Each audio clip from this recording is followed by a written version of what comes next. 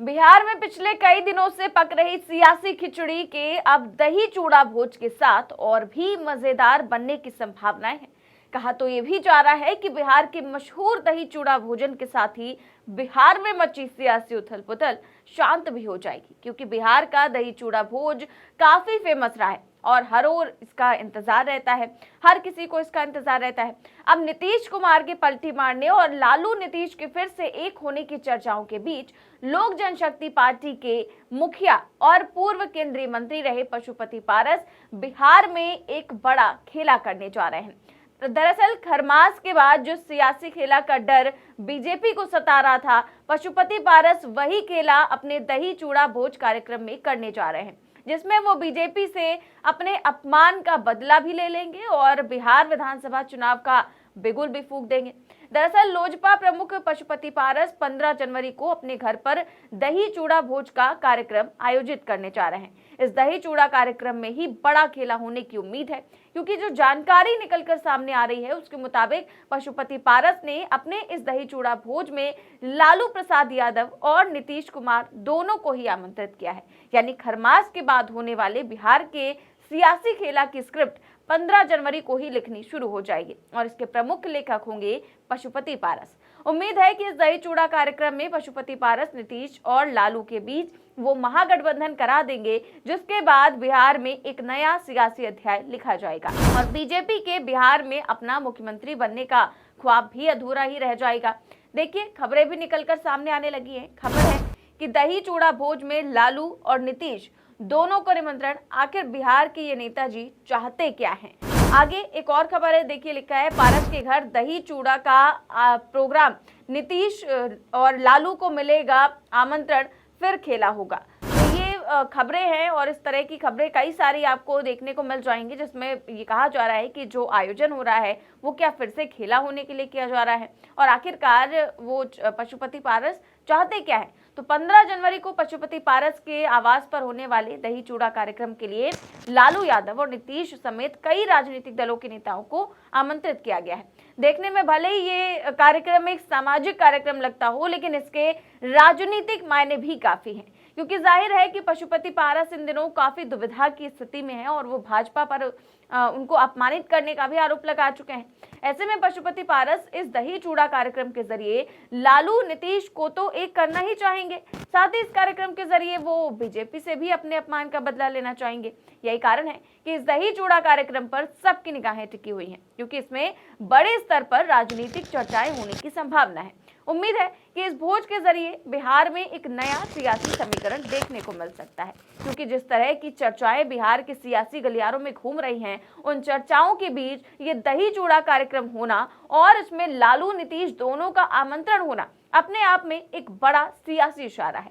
हालांकि देखने वाली बात ये होगी कि क्या दोनों नेता इस कार्यक्रम में पहुंचते हैं या नहीं, क्योंकि दोनों नेताओं को पशुपति पारस ने बुलाया भले हो और नीतीश कुमार के फिर से पलटी मारने की चर्चाएं भी चल रही हो, लेकिन नीतीश के ये कहने के बाद कि वो कहीं नहीं जाने वाले हैं और पहले वाली गलती नहीं दोहराएंगे, उनके इस बयान के बाद आरजेडी और जेडीयू के बीच जुबानी जंग भी तेज हो गई है।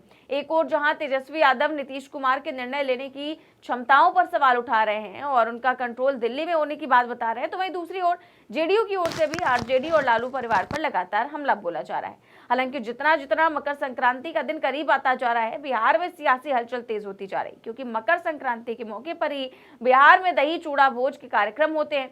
इन दही चूड़ा कार्यक्रमों में ही बिहार के आगे की सियासत भी तय होती है और नए नए समीकरण भी बनते हैं। तभी जब बिहार में सियासी घटनाक्रम हर दिन बदल रहा है, तब पशुपति पारस का ये कार्यक्रम बिहार में एक बड़े सियासी बदलाव का अंदेशा दे रहा है। वैसे सिर्फ पशुपति पारस ही नहीं, बल्कि आने वाले दिनों में आरजेडी की ओर से भी राबड़ी देवी के आवास पर दही चूड़ा भोज का कार्यक्रम आयोजित किया जाना है, जिस पर हमेशा सभी की निगाहें लगी रहती हैं, क्योंकि राबड़ी देवी के घर पर होने वाले इस कार्यक्रम में बिहार की सियासत की आगे की रणनीति हमेशा तय होती है।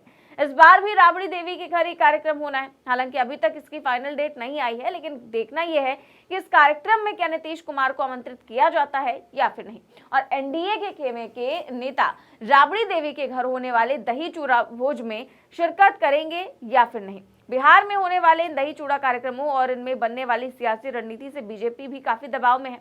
तभी बिहार में खेला होने से बीजेपी घबराई हुई है और अब अपने आखिरी हथियार ईडी को भी छोड़ दिया है। जिस तरह से ईडी ने आरजेडी नेता और लालू यादव के करीबी विधायक आलोक मेहता के घर पर छापेमारी की, ईडी ने आरजेडी विधायक के 16 ठिकानों पर एक साथ रेड मारी, उससे ये साफ दिखता है कि बीजेपी अब बिहार में घबराई हुई है और ईडी के जरिए एक बार फिर से आरजेडी नेताओं पर दबाव बनाना चाहती है।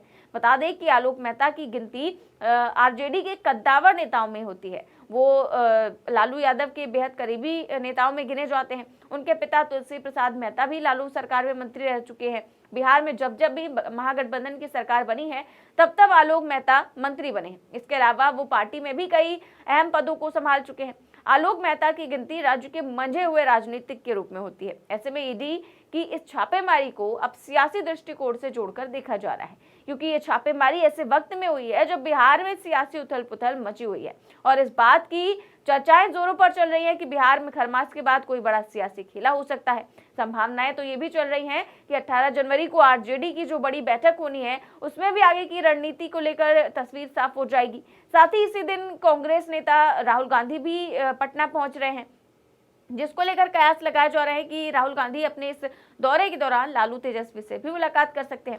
हालांकि चर्चाएं तो ये भी हो रही हैं कि राहुल गांधी इस दौरान नीतीश कुमार से भी मिल सकते हैं, क्योंकि जिस तरह से नीतीश और कांग्रेस के बीच की बॉन्डिंग देखने को मिल रही है वो दर्शाती है कि बिहार में इस बार कोई अलग ही खेला होने वाला है। कहा तो यहाँ तक जा रहा है कि नीतीश कुमार और कांग्रेस एक साथ मिलकर चुनावी रण में उतर सकते हैं। अगर ऐसा होता है तो ये प्रयोग बिहार में पहली बार होगा और इसका असर बीजेपी के साथ साथ आरजेडी के ऊपर भी पड़ सकता है। वहीं बिहार और यूपी की राजनीति को काफी करीब से जानने वाले और देखने वाले वरिष्ठ पत्रकार केपी मलिक ने इन घटनाओं को लेकर कुछ दावे भी किए हैं। उन्होंने ट्वीट करते हुए लिखा कि क्या बिहार में खेला हो चुका, सिर्फ औपचारिक घोषणा बाकी। इसी घोषणा से डर रहे हैं साहेब और वजीर। बिहार में मकर संक्रांति के मौके पर दही चूड़ा भोज पर खेले की संभावना और ईडी के छापों में आपस में कोई संबंध तो नहीं।